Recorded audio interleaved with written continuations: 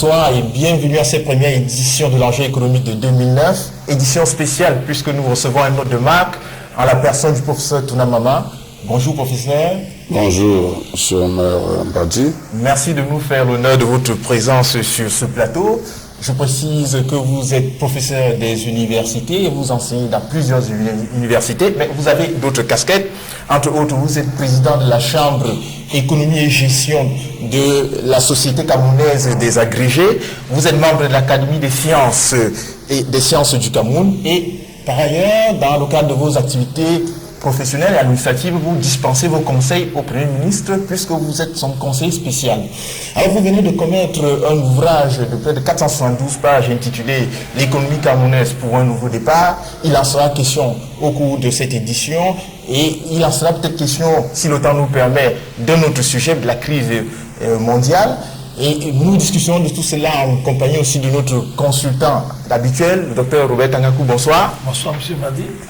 Alors sans plus tarder, professeur Tounamama, lors de votre dédicace le 9 décembre dernier à Yaoundé, vous prétendiez que l'économie camerounaise pour un nouveau départ est votre plus grand ouvrage à ce jour.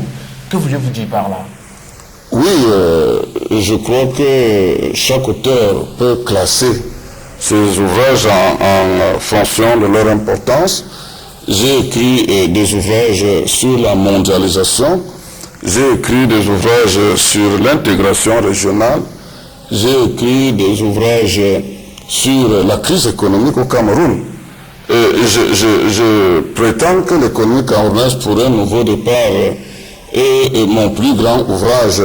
Non seulement parce que j'ai quand même mis plus de 10 ans à le rédiger, mais surtout parce qu'il a l'ambition d'embrasser l'ensemble de l'économie camerounaise.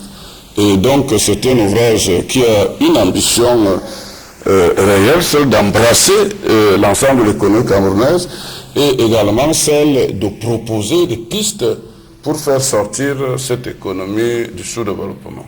À la suite de vous, je précise, vous prétendez aussi que votre ouvrage est d'ailleurs un ouvrage sur l'histoire économique du Cameroun, un ouvrage sur la géographie économique du Cameroun, un ouvrage d'analyse économique du développement et un ouvrage de politique économique de développement. Exactement, parce qu'un ouvrage d'histoire économique du Cameroun, quand vous parcourez mon ouvrage, vous allez voir que l'histoire économique du Cameroun est décrite dans cet ouvrage.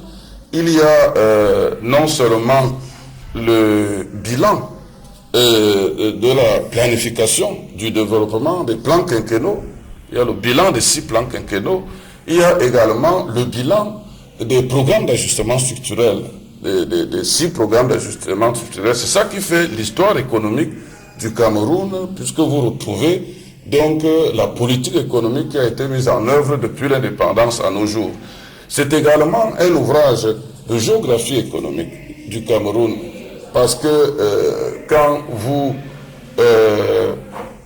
parcourez l'ouvrage, vous êtes en mesure de savoir dans quelle localité du pays se trouve quelle richesse économique et en quelle quantité selon l'état des connaissances actuelles. C'est également un ouvrage d'analyse économique parce que il y a des corrélations qui sont faites et la plus forte, la plus importante corrélation, c'est la corrélation entre le taux d'investissement et le taux de croissance économique par tête et qui montre justement que les pays qui veulent avoir un taux de croissance économique par tête important doivent avoir un certain taux d'investissement. Et donc c'est de l'analyse économique, tout comme la relation entre l'endettement public et l'investissement. Cette relation est étudiée et le concept d'endettement supportable est mis en valeur. Donc c'est la véritable analyse économique, tout comme la relation entre les indicateurs de gouvernance et la croissance économique.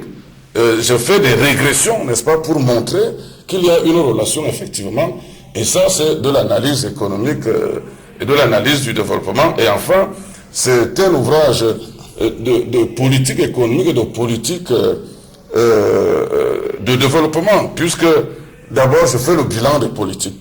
Faire le bilan des politiques, c'est déjà faire de la politique économique.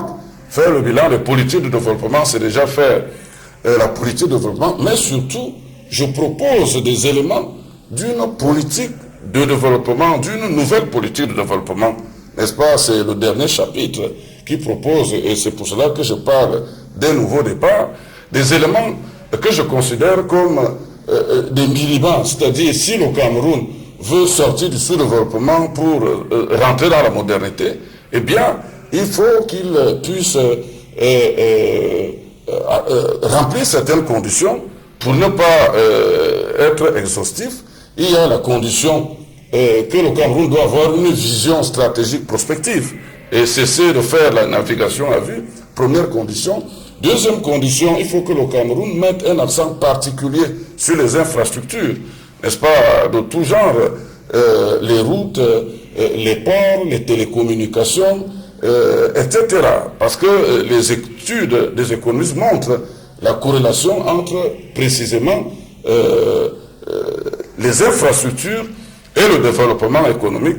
Et enfin, la troisième condition, n'est-ce pas, si le Cameroun veut se développer, c'est de faire de la bonne gouvernance, n'est-ce pas, une réalité. Parce que si nous ne faisons pas de la bonne gouvernance une réalité, des simulations sont faites pour montrer que ce que le Cameroun peut gagner, ayant le même revenu, en améliorant sa gouvernance. Bon, mais souvent au Cameroun, quand on parlait de bonne gouvernance, on voit seulement la gouvernance administrative ou publique. Mais la bonne gouvernance, M. Omer Mbadi, concerne, c'est la bonne gouvernance globale. N'est-ce pas, la bonne gouvernance des entreprises, la bonne gouvernance des uns et des autres. N'est-ce pas, le changement de mentalité. Parce qu'à partir du moment où le Camerounais se comporterait comme, n'est-ce pas, un mercenaire dans son pays, à partir du moment où, par exemple, l'OTAN n'est pas prise en compte et on se comporte comme si on n'allait pas mourir. Et donc, on ne se presse pas, on fait perdre du temps, etc. À partir du moment où les entreprises doivent traîner les pieds pour payer à l'État ce qu'elles doivent payer, à partir du moment où l'État lui-même, n'est-ce pas, fait une excessive bureaucratie, telle que on étouffe l'initiative privée ou on ne facilite pas le développement de cette initiative, c'est de la mauvaise gouvernance. Et tout cela a des effets négatifs sur l'économie.